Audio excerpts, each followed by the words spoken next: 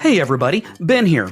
Before we dive into today's episode, I just wanted to take a moment to introduce you to Dagish Academy's Phosphine Certification Program. Our video-based interactive program is one of the most comprehensive courses available on the topic of phosphine fumigations, and we cover everything you need to know from initial inspections and bidding all the way to the aeration and deactivation process at the end. And you'll also learn all about pest identification, calculating dosages, sealing the structure, and so much more. So if you're interested in learning more about this course, please reach out to us at training@dagishamerica.com. And hey, if you mention the podcast in your email, you'll receive a coupon code for 25% off the purchase price. Yeah, I said that right. 25% off the purchase price. So we look forward to hearing from you, and happy training. Now, on to the podcast. Hey everybody, welcome back to Dagish America Presents. I'm Ben Harrell, host of the podcast, and as always, I'm so happy to have the opportunity to talk to you about the industry that I work in. Last episode, we discussed protecting stored agricultural commodities from insects through the use of grain protectants. And if you haven't had an opportunity to listen to it, I highly suggest you do. On this final episode of the season, we'll be talking about the future of stored product pest control. And to help explain some of those new challenges and discuss the tools we'll use to combat them, I've invited Jeff Waggoner from FSS to join me on the podcast. So, please help me welcome Jeff to the podcast. Jeff, how are you doing today? Awesome. Better than I deserve, Ben. Well, that's good to hear.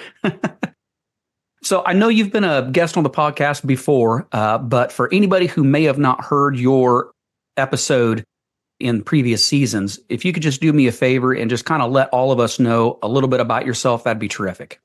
Yeah, sure. So I was born in Indiana, still live in Indiana, and I was brought up as a farmer's son and got a lot of good experience that way, and went to Purdue University and studied industrial design. And then I started with FSS through a friend of mine who was in entomology, and Dave Miller, the founder of FSS, was always really close with the entomology department at Purdue University. And, through that relationship, I was invited to work for FSS just part-time, doing some fumigation prep and working on sealing crews and things like that. And, I enjoyed it, and it was plenty of work, plenty of hours. And as a college kid who was limited on finances, I found that attractive. And so after college,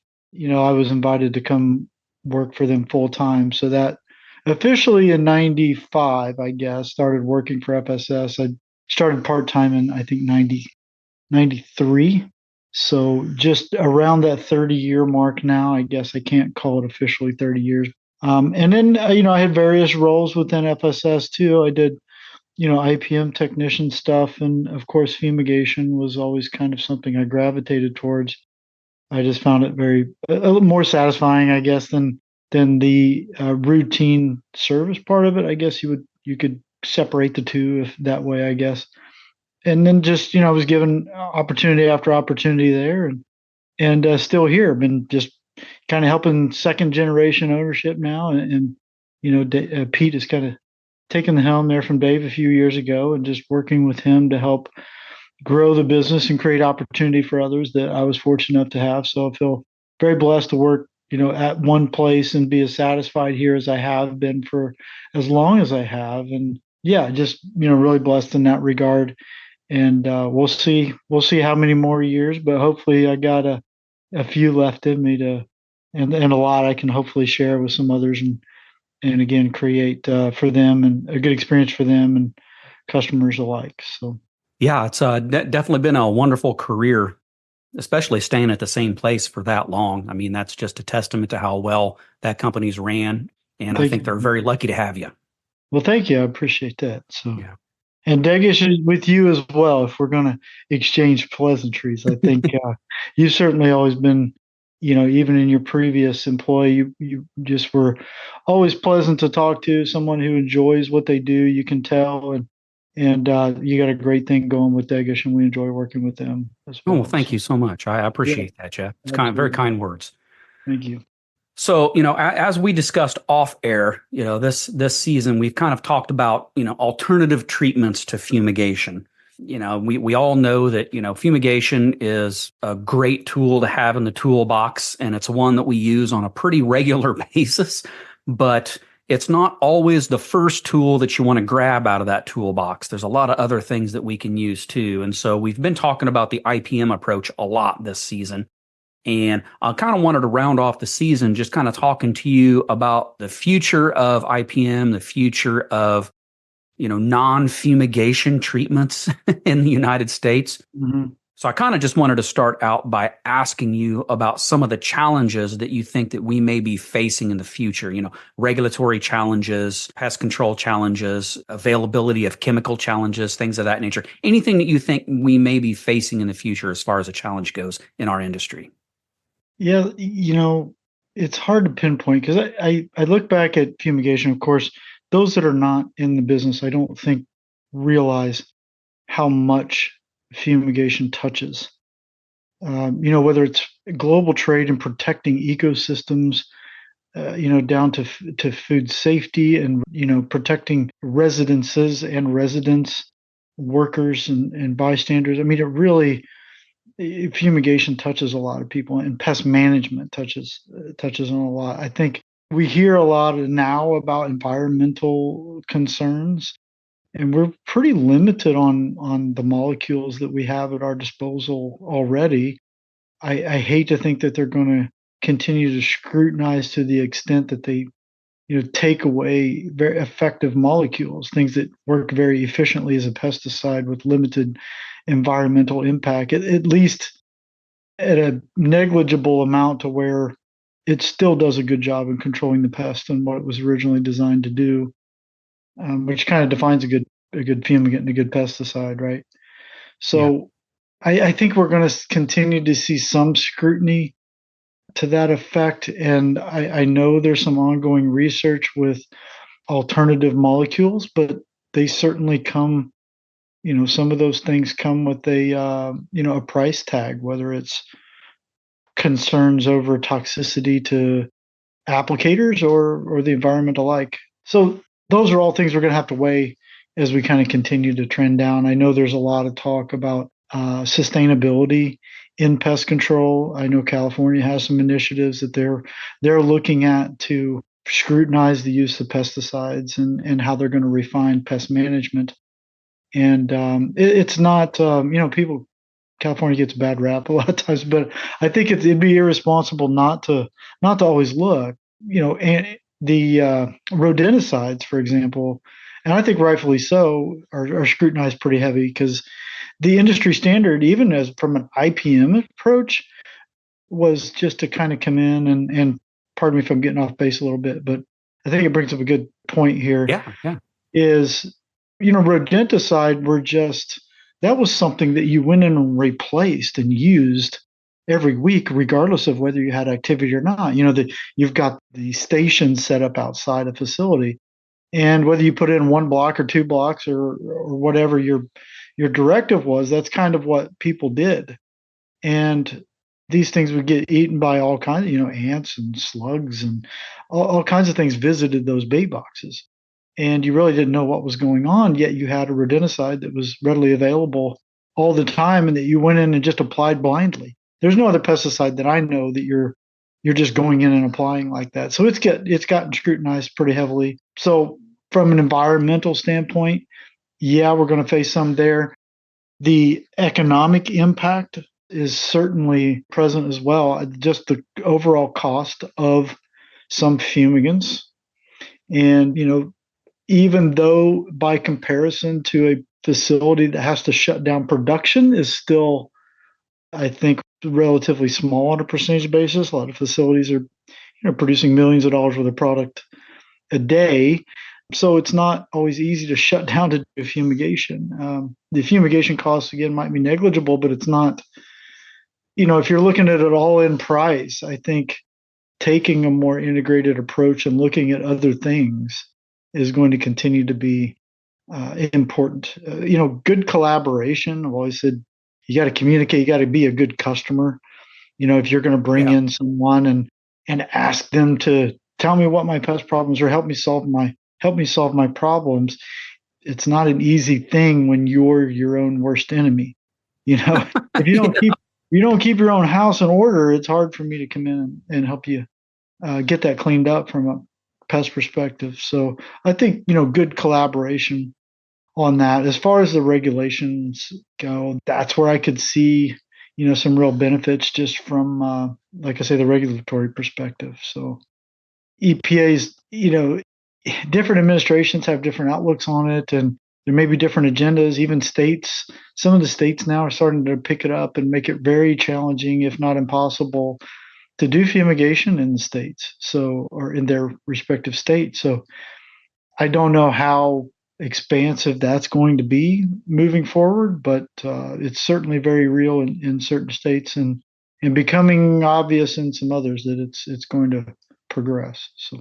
Yeah, and I agree with everything that you just said. I think one thing that's pretty interesting to me is, as the regulatory requirements have kind of restricted our ability to continue to utilize the tools that we have and the way that we have become accustomed to using them, I Mhm. think, as that's changed and merged, I think it's really kind of pushed our industry to find not just alternative chemicals and molecules, but alternative methods to use or different ways for us to be able to use the molecules and the tools that we currently have. And so there's been this huge, in my opinion, there's been this huge influx of innovation in our industry. And I mean, it's constantly innovating, but hopefully you agree with me here, but I think that I've seen more innovation in our industry in, say, the last 5 to 10 years that I think I have in the last 20 years. And that's exciting to me.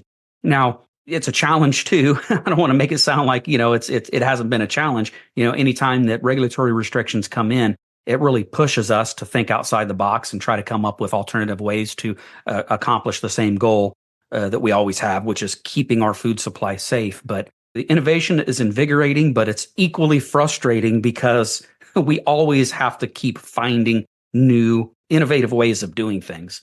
Yeah, the fumigators are a pretty innovative group just by nature anyway. If Yeah. we're finding like-minded people. It's the DIY type people that like to problem solve because just when you think you've got a plan together to kind of go after a facility on a long holiday weekend, there's definitely always something that gets in the way of that.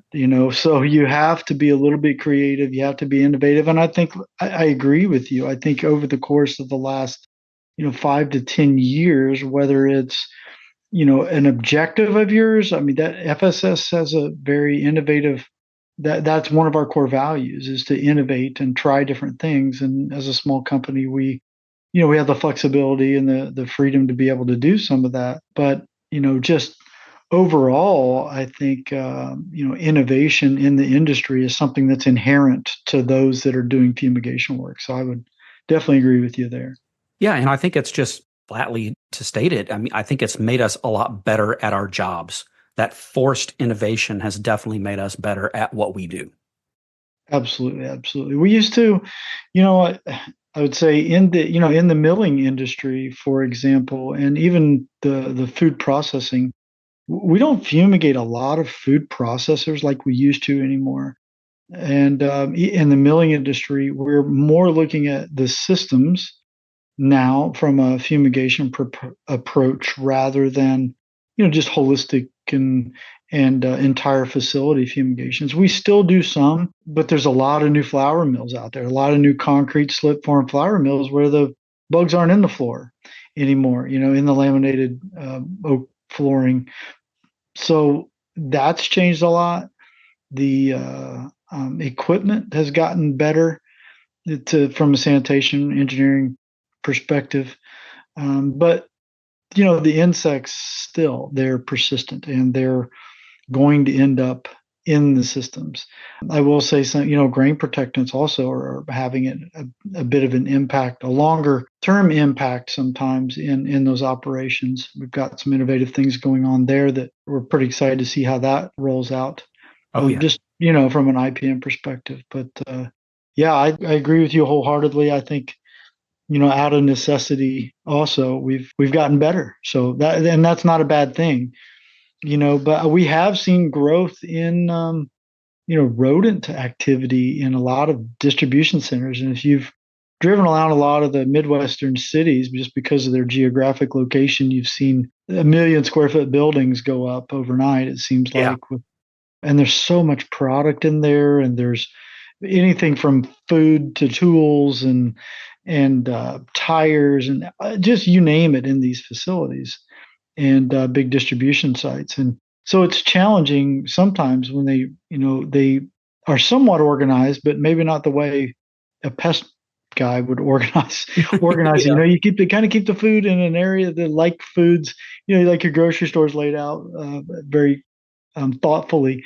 And the DCs aren't always that way. And it lends themselves to when you've got a span of 800 feet and, rodents, find their way into these traps, the blender traps. And it's not always easy to catch them on the interior before it becomes such a problem, or, product gets out that has a mouse in it or something and has had some damage on it. So it's challenging, and that's caused us to take a look at how we approach problems and how we solve problems sometimes too. But from a fumigation perspective, we've seen a lot of growth in those markets just because of the size of the facilities and the challenge to get them out with I'll call routine pest management services. It's tough. So, Oh, sure. Yeah, we're but those, but providing the insects and rodents both plenty of opportunity. Or the yeah, food yeah. industry is, that is. Yeah. And they're a little bit different in that, if you're targeting rodents versus insects, it's such a lower dose rate and a much more cost effective means of Oh yeah. control, Oh you yeah. know. So it's a matter of perspective as to how the customer looks at fumigation. But Yeah. I think a very viable and economic solution to sometimes a pretty challenging problem. They can be really, really brand damaging to a customer. Oh yeah. That's a huge deal too, especially in this modern society we live in. Everything is on social media these days, and it's so easy for the smallest thing to become viral on social media. So Yeah, brand protection has become even more important, I'd say, in the last 10 years, 20 years right, than it ever was before.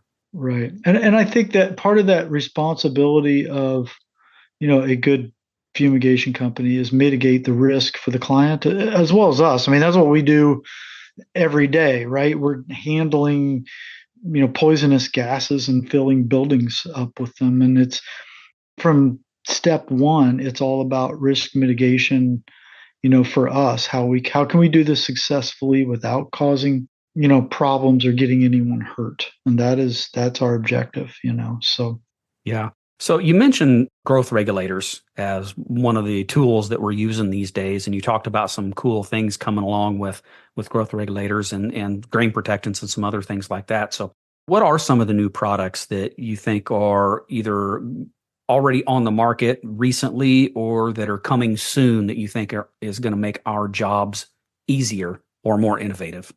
yeah, you guys have been pretty innovative. We've already got some cylinderized phosphine products out there on the market. I know there are some other molecules that are being looked at for larger scale applications.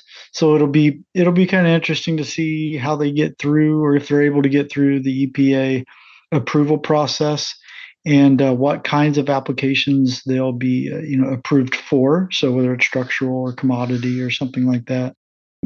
Products that are already on the market from the fumigations. I call it kind of fumigation, but it's a bit in between. It's the grain protectants. They're liquid chemicals, obviously, but it's not really part of routine IPM. So, and we're treating a commodity, tends to fall a little more on the fumigation side for us. Is treatment of the grains going into longer term storage. And I think there's hasn't been a whole lot of long term storage for us for in wheat. We used to see a lot of wheat sitting for 3, 4, 5 years, and we just don't see that anymore. So fumigation on the commodity side's lessened a little bit. I've seen a bit of an uptick thus far this year, but it's interesting to see the comparison of those products. And we're coming up with some very creative integrated systems to be able to make those products easier to use. The biggest holdup, I think, to using grain protectants was how do we apply them? Oh yeah. An elevators, for example, don't have someone who can sit there and turn the machine on, turn it off, mix the chemical and all that. That's really not what they do. So there's some injection systems that are tied into PLCs and relays and things of that sort that can kind of automate that, and therefore making the application much more integrated with, say, dust suppression systems, oil systems, things of that nature. So, and then how that affects the downstream product flow, we'll see. It should help clean up elevators. Over time, I think we're going to see some positive results there. And, these are mild pesticides, methoprene and deltamethrin. So they're very mild and very low dose, but pretty effective. And most of the resident populations in a silo complex or end up getting dragged over into the production facility. And before long, you've got systems that are infested. And next thing you know, you're fumigating the systems and production shut down. So it will be really interesting to see how that plays out. So we've got some studies going on right now to see how that's going to work. I suspect that approach is going to be very helpful. Yeah. From the IPM perspective, you had talked about wanting to kind of dive into that a little bit. I just remember 5 years ago or so at a Pest World, there were probably about a dozen or maybe as many as 20 different electronic monitoring devices that were remote systems. And that was going to be the new wave of rodent monitoring. There's a very limited number of those that survived, Yeah. but the ones that do work pretty good. And we've got quite a few of those still in the field. And even down to Bluetooth, that's a different monitoring technology, not true remote, but it's basically kind of automated the kind of mundane or repetitive task of checking a trap and place the data square on a online portal or a dashboard, or some way where you can analyze the data. Prior to that, it was pretty manual. It was manually, you can have a barcode system or whatever, but you're still doing that Yeah.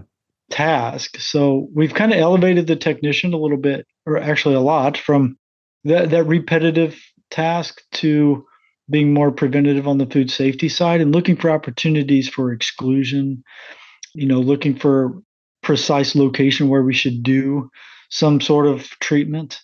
So it frees up time from the technician to be able to do other things and collaborate better with the customer. And whether it's remote rodent monitoring or remote insect monitoring with site trap or whatever, there's time savings there. And I think the next phase of this, and what I've seen, Ben, is deeper integrations with these systems. So we used to collect tons of data. We'd put it in one system and we give a login to the customer, and whether or not they ever went in and looked at it. Some do, some are very active and very good about it, but others are there, once, twice a year when the audit comes, they want to have their login and be ready to show off. But I think these systems, whether it's, your barcode, just standalone kind of barcode trap checking system, whether it's a remote monitoring system of some sort, a local monitoring Bluetooth, for example, whether it's a GMP tracking or something like that at your facility, facility management system of some sort. I think the future is in AI and these systems all integrating together to come up with some sort of, an overall score, if you will, whatever you want to call it, but kind of a risk cup where it tells you from a pest perspective, you're low risk. From a, foreign material or from a microbial issue with if you're integrating your swabbing program into it, I think it's going to be more holistic, and I think AI will start to drive some of the decisions that are getting made, and it will do the analytics of the data so you don't have to. It's just, okay, now it becomes a decision on what you want to do exactly. Here's two or three options and where we think the problem is. And I think these integrated systems and AI will be the future of pest management. A lot of it stems from, I think, the increase in FDA recalls and the importance of a company to be able to minimize the amount of products that get recalled and quickly identify what the problem is and put together a solution, understanding what the product flow through their facility, when this gate was open, when that product was going, what was happening at this packaging piece of packaging equipment at a given time that led to the problem. I think all those things, whether they're camera based, sensor based, data based, AI is going to be able to know all that for you a lot faster than it took 3 or 4 departments to get together and collaborate on it to find out. And you had such a large swath of a recall. It's worth the investment in that type of stuff, I think, to minimize that. And I think that's going to drive the future of what pesticides, when to do the applications, how it impacts environmental, impacts operations, and all those kinds of things. So I think that's going to be the hub of it in the future. Yeah, there'll probably be some new molecules come here and there, but I really think that's what's going to drive it.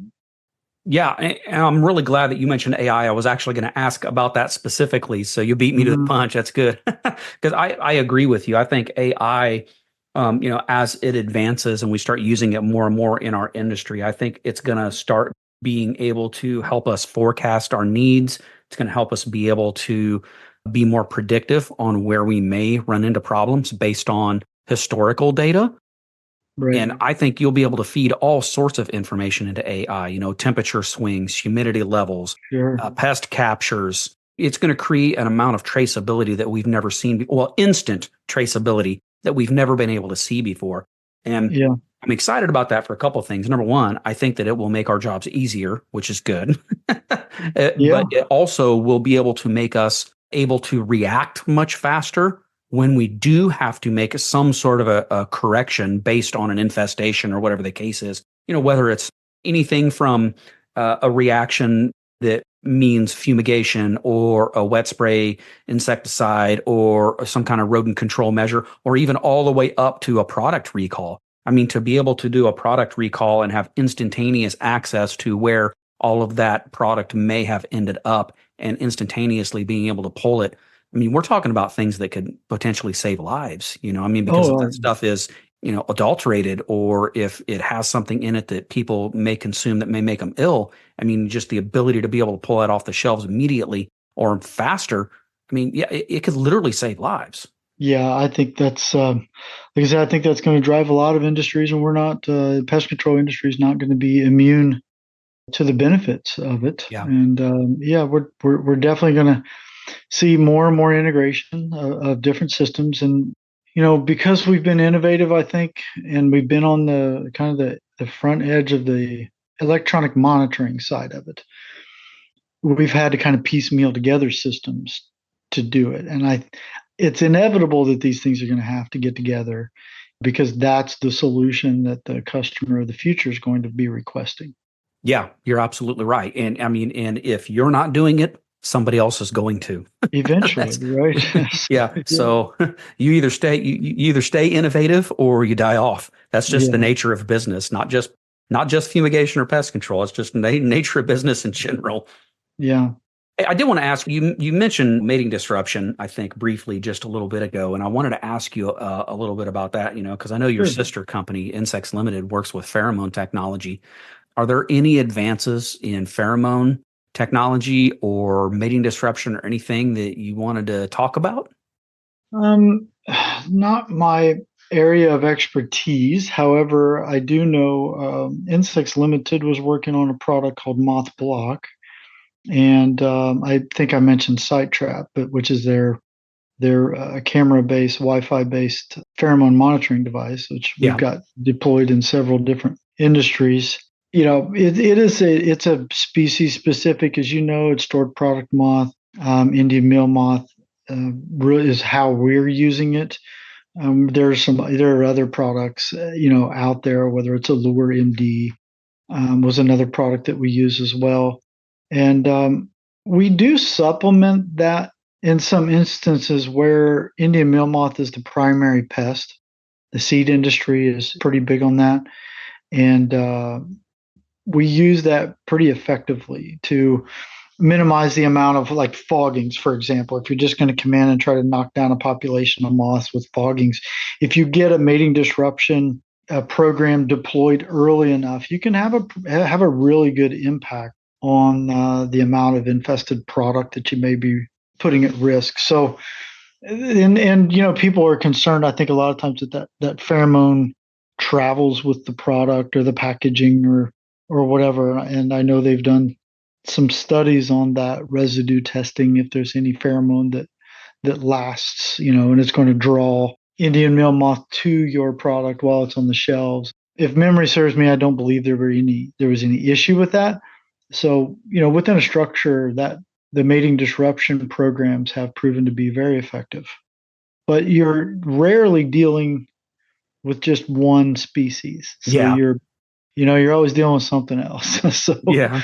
the cigarette beetle or warehouse beetle or red or confused flower beetle, and those are really challenging. So Yeah. And there is no mating disruption for right, those insects, at right, least yet. and in the commodity world, you've got internal feeders, which are even they kind of are protected from grain protectants and other products. So being their immature stages are inside the kernel, three-fourths of their life spent inside the kernel. You can't see them. If the grain looks clean, the next thing you know, you've got 20%, IDK, and you've lost, Yeah. a bunch of value of your commodity there, and wondering how it happened. So sometimes fumigation is, like I said, is the best decision for preserving post-harvest loss.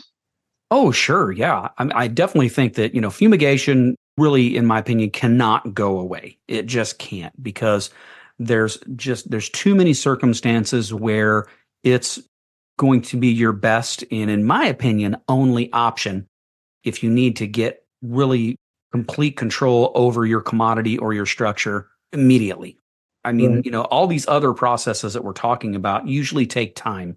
Growth regulators, grain protectants, all that. None of that is an immediate response. Sometimes, with growth regulators, it takes one or two generations. They have to come into contact with it. And Right. with fumigants being gaseous in nature, it can get right down into the center mass of the commodity or the structure, and it can Hmm. kill all life stages, within a few hours in some cases. So I think there are so many opportunities where fumigation is needs to be the first choice, or at least a choice. And because of that, I don't think it's ever going to go away.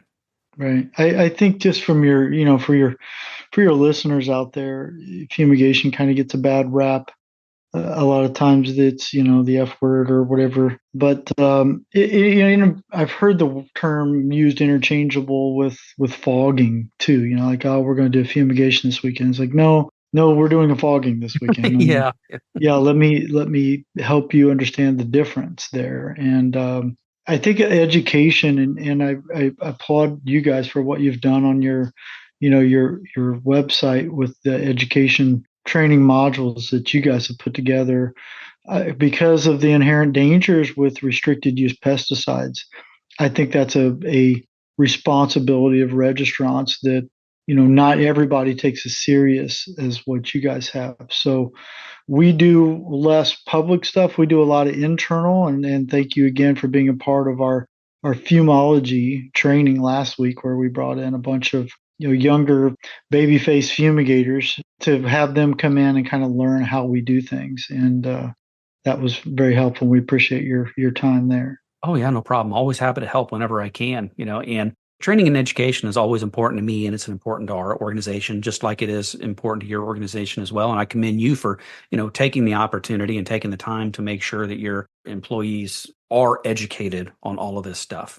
But I remember receiving a fumigation license and thinking, oh my gosh, legally I can go out and apply methyl bromide. At the time was kind of the structural fumigant of choice. And I was not prepared. I was 20 years old, wet behind the ears. I was not prepared to go out and responsibly do that. So I think it's somewhat on industry, somewhat on regulatory to make sure that we're putting competent, trained, educated people out in the field doing this kind of thing, or inevitably something bad's going to happen, which jeopardizes the lifespan, if you will, of a molecule when it gets scrutinized like that. We've all heard of tragic stories that happen, and Yeah. we need to do our diligence, and I feel like we do a pretty good job of internal training. Yeah. You And know, I'm but glad, I'm sorry. I'm glad you mentioned the, your experience with, getting your license and then saying, oh, well, now I'm legally allowed to do this, but maybe not feeling quite as equipped, and I felt the same way after I got my fumigation license. hmm I mean, I was licensed, 21, 22 years ago. And I can tell you the way that we fumigate today is vastly different than the way we fumigated 22 years ago when I got my license. So, right, and there's right, continuing education hours and requirements to maintain your state certification, of course. But if you're not careful, you can fall kind of behind the times and you can end up inadvertently breaking the law, I guess, because you're not paying attention to label changes, law changes, regulatory requirement changes, and things of that nature.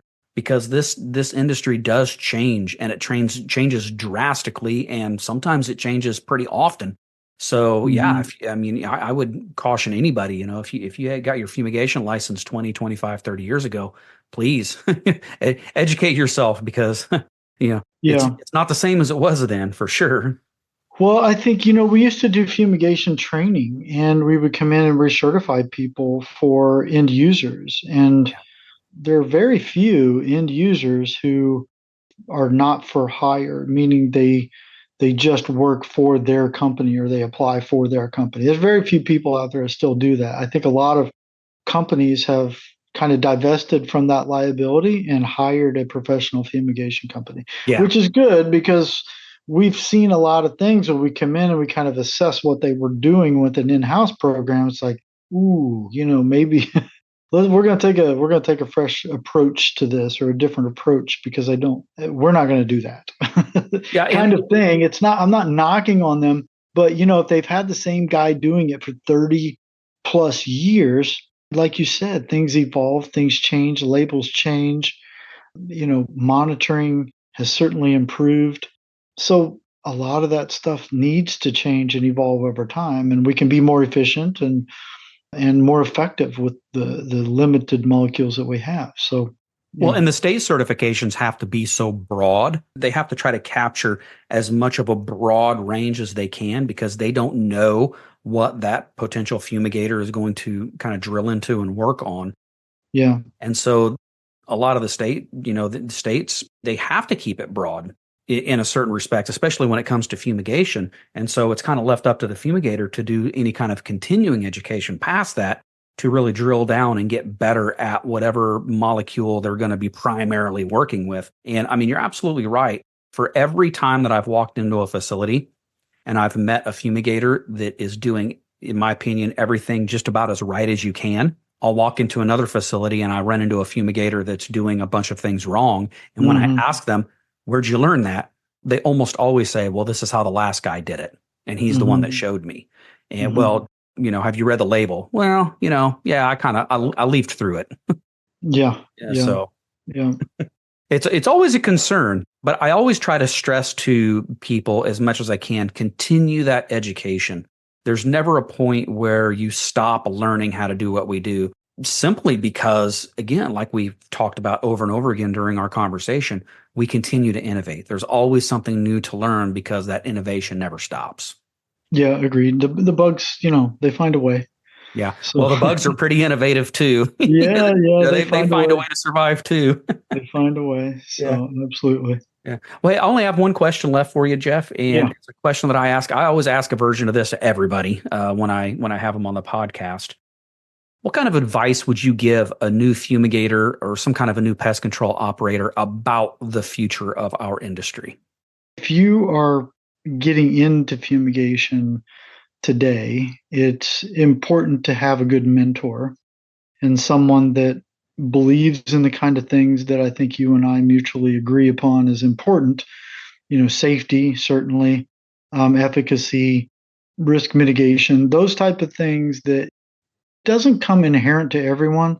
So I'm not saying everyone should be a fumigator, but those who kind of like the business and those who want to learn more about it, if they seek someone out that is like-minded and as you and I are about and a lot of other good people in the industry, to kind of mentor them a little bit and show a lot of interest, educate yourself on the fumigants and the dangers and dosages and just studies from USDA, ARS have helped me immensely. Frank Arthur, Deanna Sheff, James Campbell. I'm going to forget a bunch, but All great anyway, people. yeah, Dirk Meyer, all these guys that have been in the industry, Paul Fields, and just tons of them that I was very fortunate to learn from.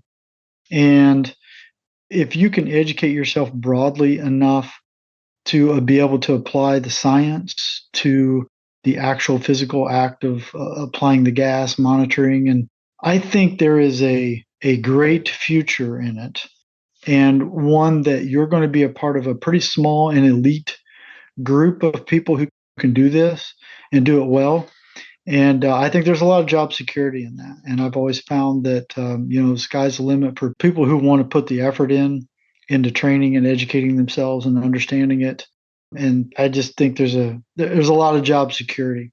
As we mentioned, the pests are pretty dynamic. They're innovative as well, and so there are always going to be those challenges there. I mean, I still run across things all the time that I'm like, oh, that's haven't seen that one before. That's a new one. Yeah. So that would be the advice I would give to anyone looking to get into it today is seek someone who can mentor you, who has a pretty profound understanding of all those kinds of things that we mentioned, the safety of it, the efficacy, the pest biology.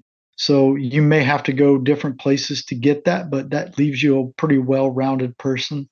I think in this, just be patient as you come in. You may be frustrated, not knowing everything and maybe having some failures along the way, but that's a great way to learn as well. Certainly keep those failures minimized by working with those who know. You don't want to be a safety compromise or something. That would be the best advice, because I think coming into it nowadays, especially in kind of the skilled trades, I'd put us in that category maybe. Oh yeah. People who have the skill set like that and the mindset to be able to talk the talk and then walk the walk. Those people are pretty rare, and there's a real bright future in fumigation pest management for people who can set themselves apart like that. I could not have said that better myself. This industry has treated me wonderfully, and it sounds like it's treated you pretty wonderfully too, which is great. And most of the people that work in this industry, they never leave it. They stay for their entire careers because it really is a terrific industry with a lot of opportunity. A lot of good people. Yeah. Well, Jeff, that's all I had today. I really appreciate you taking some time to answer some questions and have a conversation.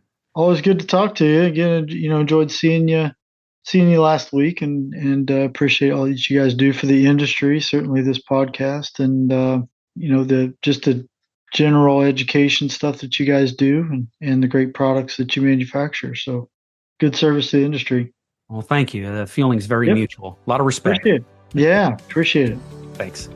All right, thank you. I want to thank Jeff for helping us see the path we'll all take into the future of stored product pest control. The challenges we'll face are going to be tough, but as always, we will be ready for them. And that's it for Season 5 of Dagish America Presents. I sure hope you enjoyed listening to this season just as much as I did hosting it. I always learn so much from our guests, and I hope you do as well. And remember, if you have a question you'd like for us to answer, feel free to email us at podcast@dagishamerica.com. You can also find us on our website at dagishamerica.com or on all of the main social media outlets.